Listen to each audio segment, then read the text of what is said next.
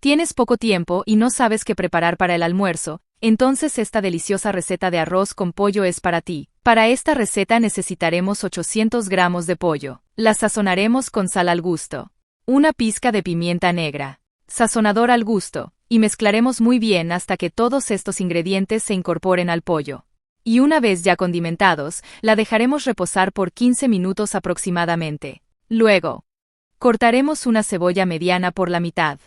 Después la cortaremos en tiras medianas, para finalmente poder cortarla en cubos, así de esta manera como lo estoy haciendo. Aprovecha este momento y cuéntame de qué país o ciudad nos miras, para poder agradecerte por ver nuestras recetas. Una vez ya lista, la reservaremos por un momento. También cortaremos medio pimiento en tiras, para luego poder cortarla en cubos pequeños, así de esta manera como lo estoy haciendo.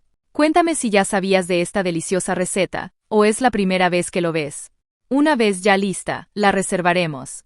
Para esta receta también necesitaremos una zanahoria mediana. Cortaremos esta zanahoria por la mitad, para luego cortarla en láminas, así de esta manera como lo hago. Y una vez ya cortada en láminas, la cortaremos en tiras y finalmente en cubos, así de esta manera como lo estoy haciendo. Y una vez ya cortada en cubos, la reservaremos por un momento. Ahora, añadiremos un chorrito de aceite en una sartén mediana. Una vez que el aceite esté caliente, añadiremos las piezas de pollo que teníamos reservada, y la doraremos muy bien de ambos lados. Una vez ya doradas de un lado, les daremos la vuelta para que se terminen de dorar del otro lado. Y una vez ya doradas de ambos lados, procederemos a retirarlas de la sartén, y reservaremos para más adelante. En la misma sartén añadiremos 2 dientes de ajo machacado, y la sofreiremos muy bien por un par de minutos.